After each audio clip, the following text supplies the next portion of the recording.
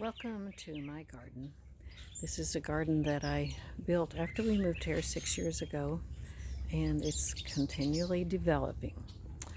Over here I've got my herb garden. I have 2 Italian parsley plants and 1 curly parsley and a fennel because I have black swallowtails and they're coming. I'm really enjoying seeing them. I have rosemary. I've got 2 types of lavender. My lemon verbena is coming up. I've got briquette salad that's kind of spreading everywhere, so if someone wants a briquette salad, let me know and I'll dig one up for you. Over here you have a project I'm working on. As you can see, I've got monkey grass that is taking me over. I did a lot of digging last year, and this year I'm attacking it with a pickaxe, and it's working pretty well. I also have a bay leaf here that overwinters right here because it's close to my house.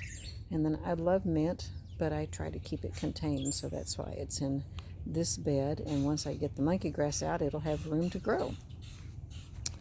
My bird feeders are well enjoyed by the birds. Oh, I've got sage right here too, actually, that Serena gave me a start of last year. It's doing real well.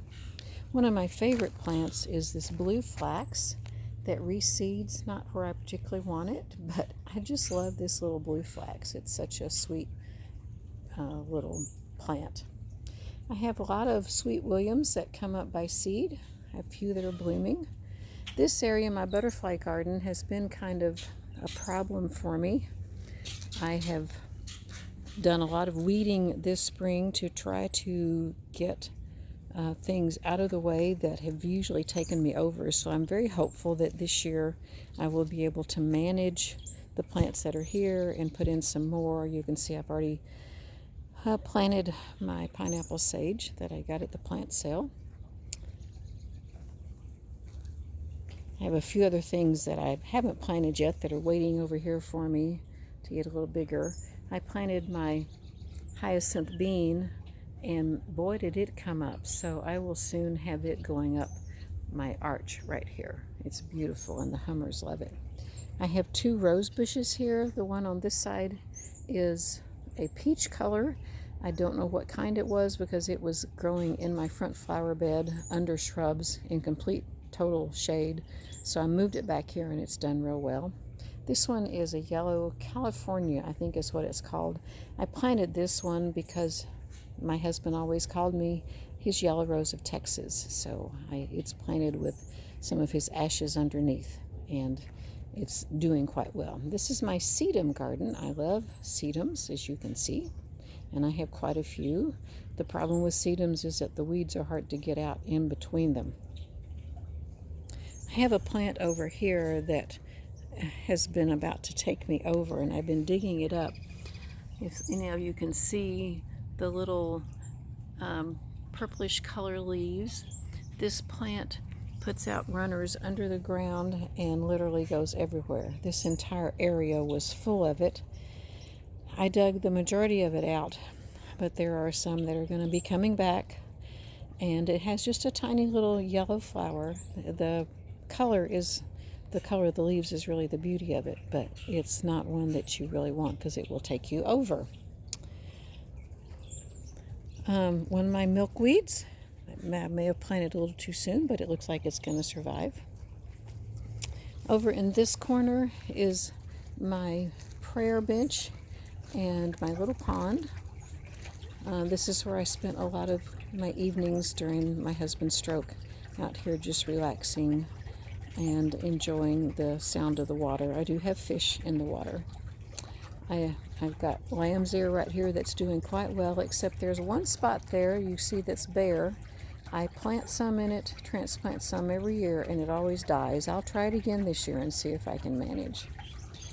I put these beds across the back a couple of years ago, and I thought they had more sun than they do, so I've had to really rethink what I'm putting in these beds. I do have a lot of black-eyed Susan that's doing real well. And of course I need lots of hostas. Typically here I have impatiens and coleus. that I normally buy at the plant sale at Moore High School's horticulture greenhouse, and they're hoping that they can still do some sales, but I haven't heard lately on how that's going to be going. I've got some shrubs back here that I had to treat last year for a disease, and I cut a bunch of the dead parts out. It took care of the disease, what I picked up systemically to treat it with at Markham's, but boy, they're just going crazy. My iris and Dutch iris are in this bed, and I'm enjoying their blooming right now. This is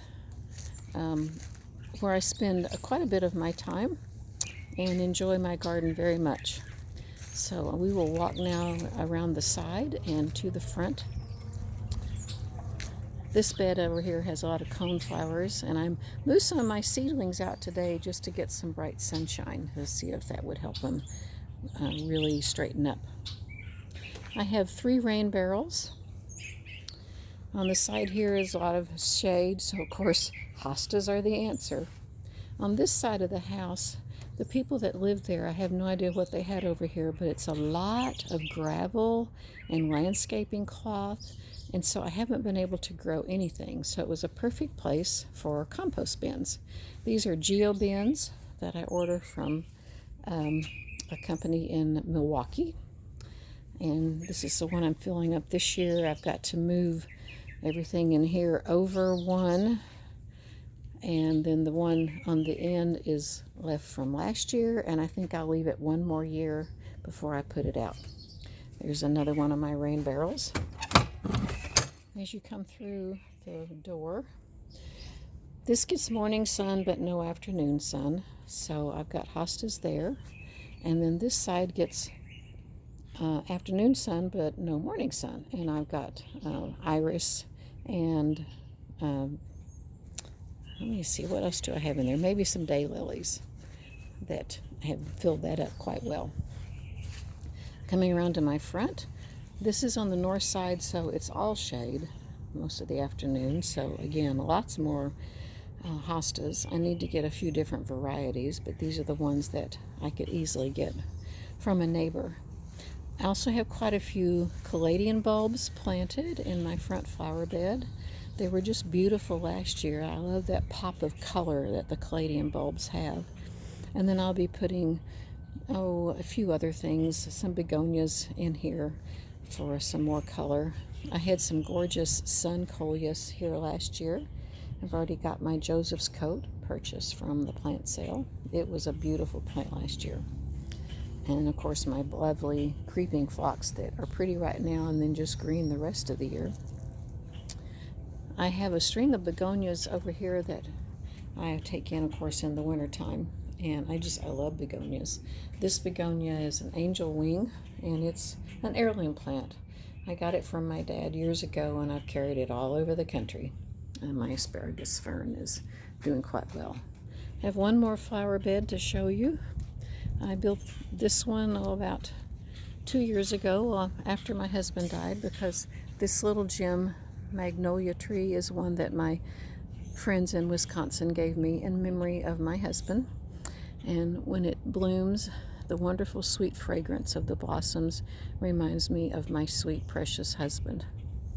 And then I put in this bed just as another place to plant some things. I had a tree here that we had taken out, and so it was a good place to start a bed. I've still kind of not sure what to put in it.